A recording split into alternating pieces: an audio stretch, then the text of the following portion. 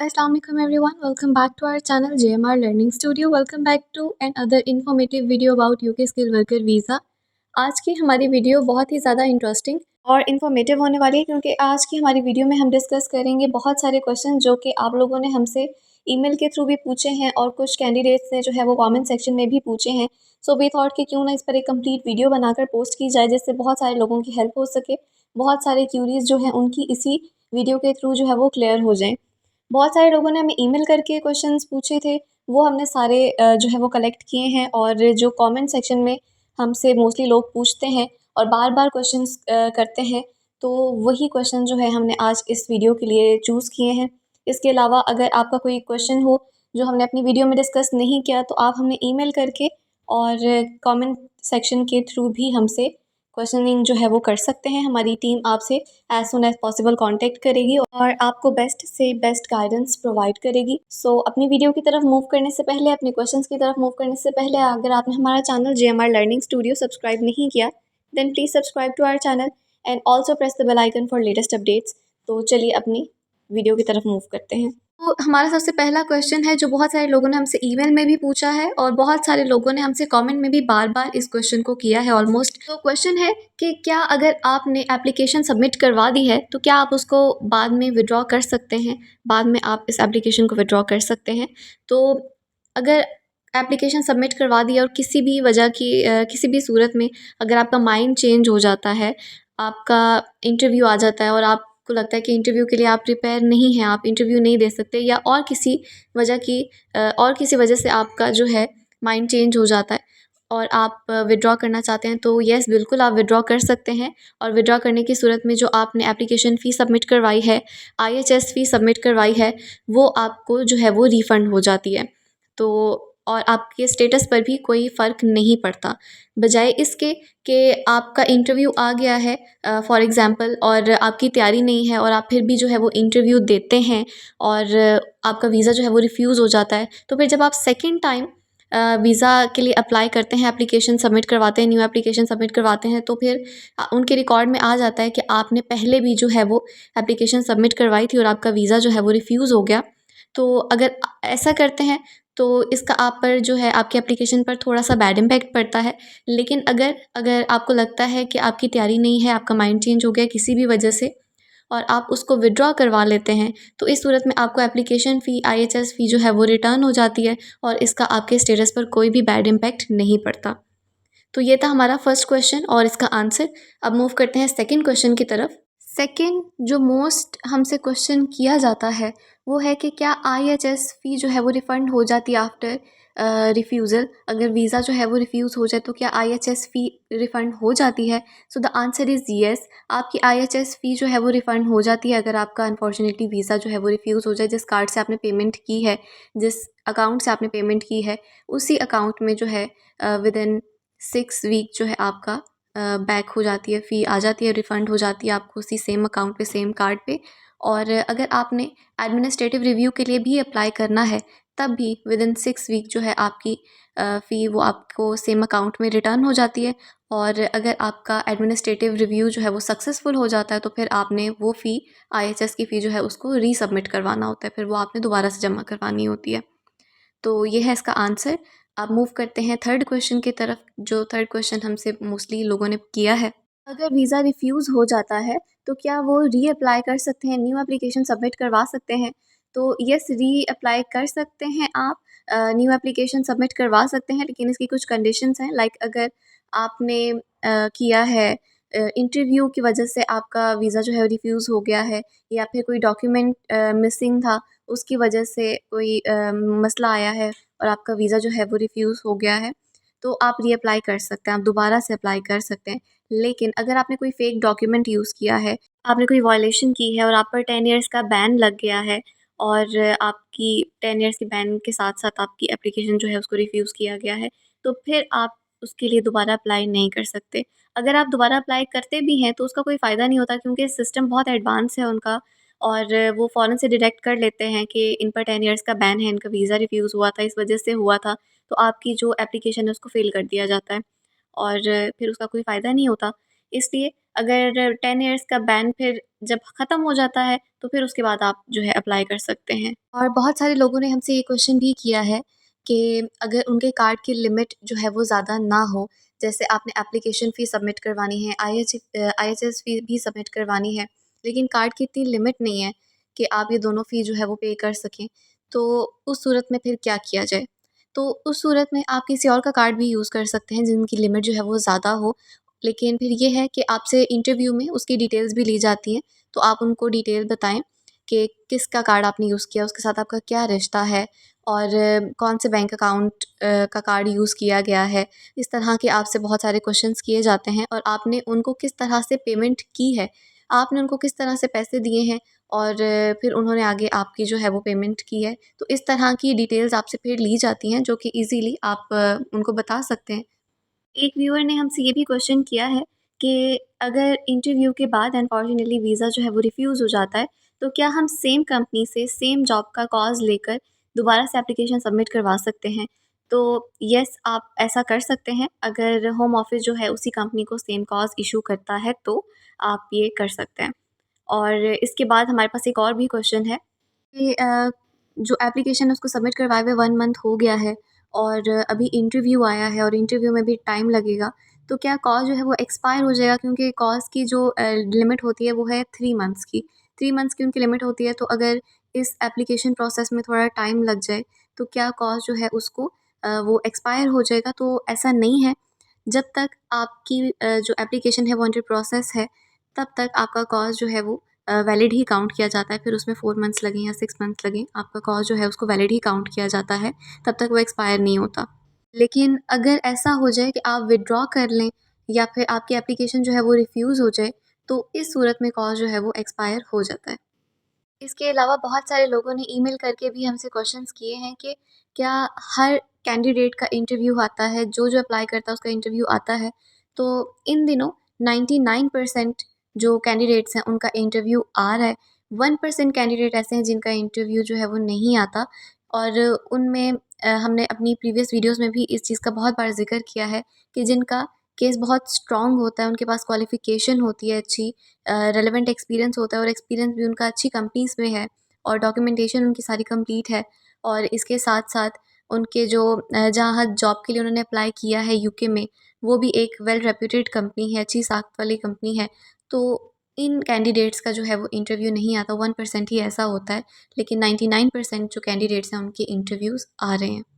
और बहुत सारे जो व्यूअर्स हैं वो हमसे ये भी पूछते हैं कि एडमिनिस्ट्रेटिव रिव्यू अप्लाई करने के बाद कितने टाइम में जो है वो आंसर आता है। सो जो यूके वेबसाइट है उसके थ्रू एडमिनिस्ट्रेटिव रिव्यू का आंसर जो है वो उसका टाइम फ्रेम 6 मंथ्स का है कि 6 मंथ्स में जो है वो आंसर आता है। लेकिन उन्होंने ये चीज़ भी वहाँ पर मेंशन की है कि अगर इंटरनेशनल कैंडिडेट है तो उसके लिए ज़्यादा टाइम भी लग सकता है। तो हम ऐसे लोगों को जानते हैं जिन्होंने 6 मंथ्स, 7 मंथ्स, ऑलमोस्ट 9 मंथ्स भी हो गए हैं लोगों को एडमिनिस्ट्रेटिव रिव्यू अप्लाई किए हुए, लेकिन अभी तक उनका आंसर नहीं आया। तो ये टाइम जो है वो ज़्यादा लग सकता है और एक रफ़ सा आइडिया है कि आपको साल भी लग सकता है, क्योंकि जिन लोगों ने अप्लाई किया हुआ है उनमें से किसी का भी अभी तक आंसर नहीं आया है। तो ये डिपेंड करता है होम ऑफिस पर, एप्लीकेशन पर। हो सकता है किसी का 3 मंथ्स में ही आंसर आ जाए, 4 मंथ्स में ही आंसर आ जाए, लेकिन कुछ एप्लीकेशंस जो हैं उनका साल में, 6 मंथ में, 7 मंथ्स में भी आंसर आ सकता है। इसके अलावा बहुत सारे व्यूअर्स ने ये भी पूछा है जिनके वीज़ा जो है वो रिफ्यूज़ हो गए हैं। ये उनका क्वेश्चन है कि क्या एडमिनिस्ट्रेटिव रिव्यू जो है वो सक्सेसफुल हो जाता है? तो ये डिपेंड करता है, बेसिकली उन्होंने रिफ्यूज़ल लेटर में भी लिखा होता है कि आप एडमिनिस्ट्रेटिव रिव्यू अप्लाई कर सकते हैं अगर आपको लगता है कि केस वर्कर की तरफ से कोई एरर है। तो अगर केस वर्कर की तरफ से कोई एरर है, सो आप एडमिनिस्ट्रेटिव रिव्यू अप्लाई कर सकते हैं। लेकिन अभी तक हमने जितने भी केसेस देखे हैं उनमें से किसी का भी एडमिनिस्ट्रेटिव रिव्यू का अभी तक आंसर नहीं आया है। तो ये बात हमें तभी पता चल सकती है जब एडमिनिस्ट्रेटिव रिव्यू का रिप्लाई आएगा, तो हम जब भी हमें इस चीज़ की नॉलेज होगी, हमें इन्फॉर्मेशन मिलेगी, तो हम आपके साथ ज़रूर शेयर करेंगे। इसके अलावा बहुत सारे व्यूअर्स ने, कैंडिडेट्स ने ये भी क्वेश्चन किया है कि जब आप आईएचएस फ़ी वगैरह सबमिट करवाते हैं, तो क्या आपसे ये भी पूछा जाता है कि ये पैसा आपके पास कहाँ से आए?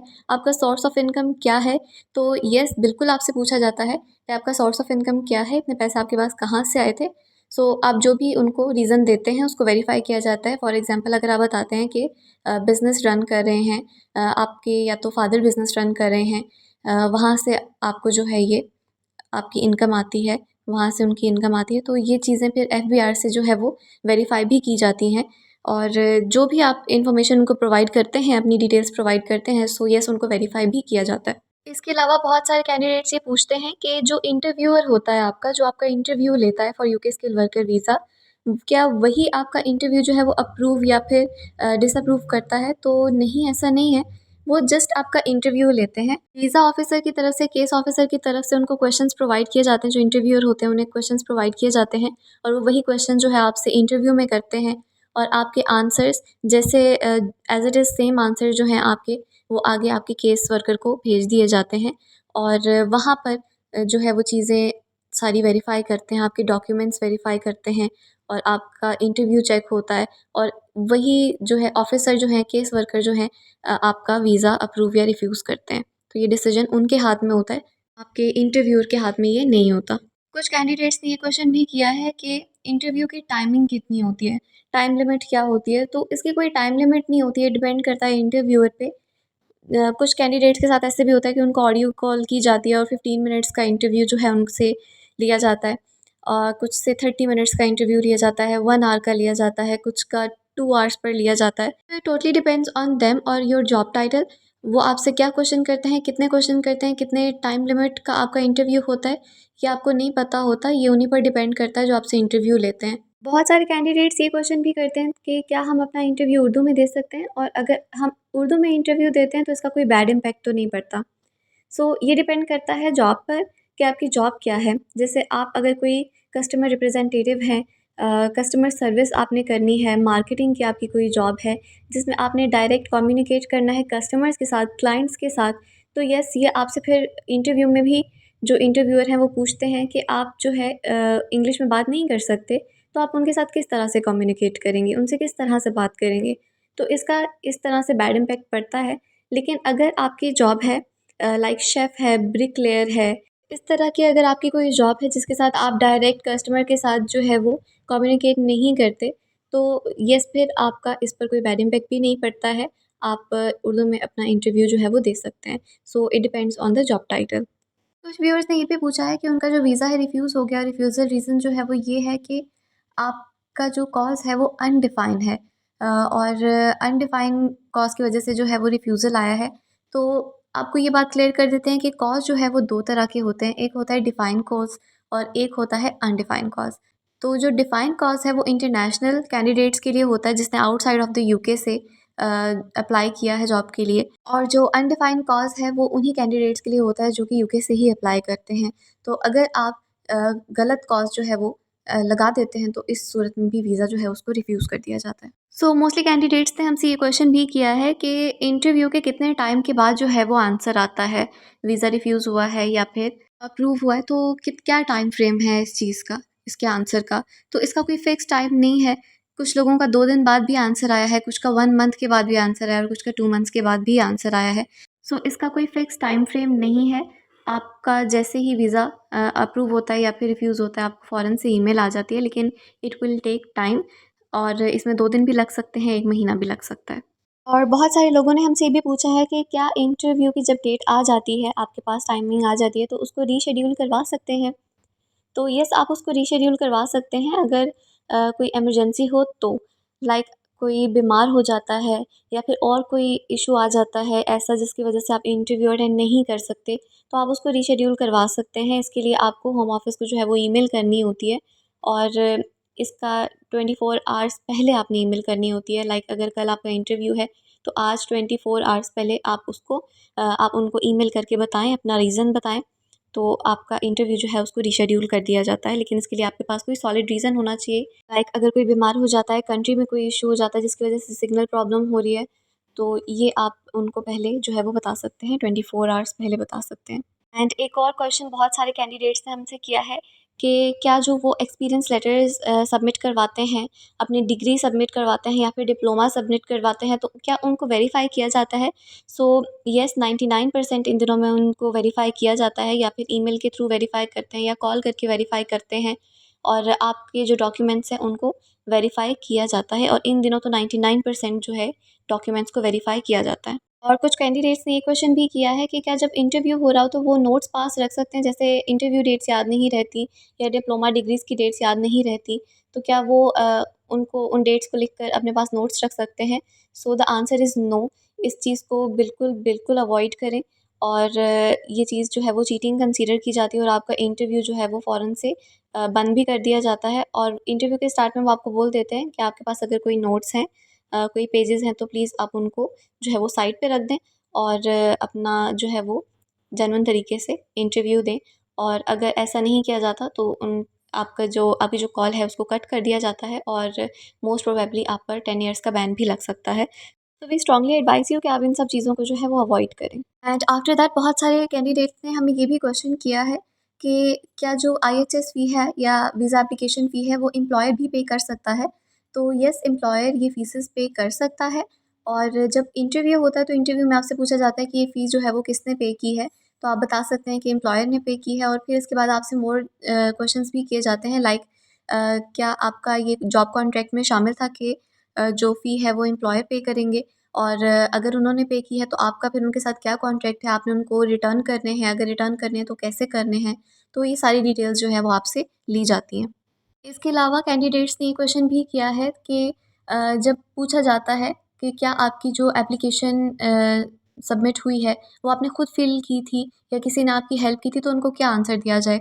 तो जो बात है आप वही बताएँ। अगर आपने खुद उसको फ़िल किया है, एप्लीकेशन फ़ॉर्म को फ़िल किया है, तो आप अपना बता सकते हैं। अगर आपने किसी कंसल्टेंट की हेल्प ली है, तो उस कंसल्टेंट का बताएँ या अगर किसी फैमिली मेंबर ने, किसी रिलेटिव ने आपकी हेल्प की है, तो आप उसका भी बता सकते हैं। तो इसमें कोई इश्यू नहीं है। आप जो भी बात है उनको डायरेक्टली बता सकते हैं। और इसके अलावा बहुत सारे जो कैंडिडेट्स हैं, व्यूअर्स हैं, वो ये क्वेश्चन भी करते हैं कि जो हमारी एप्लीकेशन है वो कंसल्टेंट ने जो है वो सबमिट करवाई है और जो हमारी ईमेल है वो भी कंसल्टेंट के पास है और उन्होंने उसका पासवर्ड भी जो है वो चेंज करके अपने पास रखा हुआ है। तो जितनी भी होम ऑफ़िस से जो भी बातचीत हो रही है, वो हमारे कंसल्टेंट के थ्रू ही हो रही है। तो अगर हम रीशेड्यूल करवाना चाहें इंटरव्यू तो उसके लिए फिर हम क्या करें? तो इसका आंसर यही है कि आप लोग ऐसा बिल्कुल भी ना करें कि जो भी आप कंसल्टेंट से ये डिस्कस करें चीज़ कि जो भी होम ऑफ़िस से आपकी बात हो वो आपके थ्रू ही हो और आपके पास ही ईमेल एड्रेस हो, सारा कुछ जो भी ईमेल करनी है वो आप करें। आप कंसल्टेंट से हेल्प ले सकते हैं कि ईमेल करनी कैसे है, कौन से वर्ड्स यूज़ करना बेहतर है। वो इस तरह की आपकी गाइडेंस आपको जो है वो गाइडेंस प्रोवाइड करें। लेकिन जो डिस्कशन होनी है, जो उनसे बात होनी है, जो जितनी भी कन्वर्सेशन होनी है, वो आपके थ्रू ही हो और आपकी इन्वॉल्वमेंट हर चीज़ में बहुत ज़रूरी है। क्योंकि जो कंसल्टेंट्स होते हैं वो मोस्टली बिज़ी होते हैं। उनके पास और भी जो है वो केसेस होते हैं, उन्होंने हर केस को जो है वो चेक करना होता है, तो वो बिज़ी होते हैं। कुछ ऐसे इम्पोर्टेंट इन्फॉर्मेशन आ जाए, तो वो आपको पहले पता चलना ज़रूरी होता है। अगर होम ऑफ़िस की तरफ से कोई डॉक्यूमेंट की ईमेल आ जाती है कि डॉक्यूमेंट सबमिट करवाएँ या फिर इंटरव्यू की ईमेल आती है, तो वो सबसे पहले आपके पास आए, आपको पता हो कि आपका इंटरव्यू है। क्योंकि मोस्टली हमने देखा है, कुछ केसेस में ऐसा हुआ है कि जो कंसल्टेंट हैं वो बताना भूल गए कैंडिडेट को और उन्होंने बिल्कुल 1-2 दिन पहले उनको बताया कि आपका इंटरव्यू है, तो इस सूरत में जो है वो तैयारी भी नहीं कर सके। तो इसलिए हम आपको यही एडवाइस करेंगे कि ये चीज़ें आप अपने कंट्रोल में रखें। ईमेल्स जो भी आएँ या फिर जो आपने ईमेल करनी है वो आपके थ्रू ही हों। कंसल्टेंट की इन्वॉल्वमेंट इस तरह से हो कि वो आपको गाइड कर सकें। तो अगर कभी ऐसा हो कि आपको हेल्थ इश्यू है, आपकी तबीयत ठीक नहीं है, आप इंटरव्यू जो है वो नहीं ले सकते नेक्स्ट डे जो आपका है, तो इस सूरत में आपका जब इंटरव्यू होता है तो आपके इंटरव्यू के स्टार्ट में आपसे पूछा जाता है आपकी हेल्थ के बारे में। तो उस टाइम पर भी आप उन्हें बता सकते हैं अगर आपका कोई मेजर हेल्थ क्राइसिस चल रहा है, तो आप उनको उस टाइम पर भी बता सकते हैं कि that you are not feeling fit and well enough to be interview today. और ये आप इसी सूरत में कर सकते हैं अगर हेल्थ इश्यू आपको 24 आवर्स में आया है, आपके पास इतना टाइम नहीं था आपको क्योंकि 24 आवर्स से पहले आपने बताना होता है, विदिन 24 आवर्स होम ऑफिस को इन्फॉर्म करना होता है कि आपकी जो है वो हेल्थ ठीक नहीं है। लेकिन अगर 24 आवर्स के अंदर-अंदर आपकी तबीयत ख़राब हो जाती है और आप इंटरव्यू के लिए प्रिपेयर नहीं हैं, नहीं दे सकते इंटरव्यूज़ हेल्थ के साथ, तो फिर आप उस टाइम पर बता सकते हैं कि विदिन 24 आवर्स आपको ये इश्यू आया है और इसकी वजह से आप इंटरव्यू नहीं दे सकते और आपके पास इतना टाइम भी नहीं बचा क्योंकि 24 आवर्स पहले बताना होता है, तो आपके पास नहीं था टाइम कि आप उस टाइम पर इन्फॉर्म कर सकें, तो इसलिए आप अभी बता रहे हैं। तो इस सूरत में भी आपका इंटरव्यू जो है वो पोस्टपोन कर दिया जाता है, उसको रीशेड्यूल कर दिया जाता है। तो ये थी हमारी आज की वीडियो। आई होप हमने बहुत सारी क्यूरीज़ आपकी क्लियर कर दी होंगी इस वीडियो में। अगर आपका कोई क्वेश्चन रह गया है जिसका हमने आंसर नहीं दिया और आपके क्वेश्चन जो है अभी है माइंड में, तो please drop your questions in the comment section and you can also email अस। हमारी टीम जो है आपसे कांटेक्ट कर लेगी। I hope you like the video, and if you did, then please subscribe to our channel for more informative videos and also press the bell icon for latest updates. Also, comment below, share it with your friends, like this video. मिलते हैं अपनी next video में, तब तक के लिए अपना ख्याल रखें। टेक केयर, अल्लाह हाफिज़।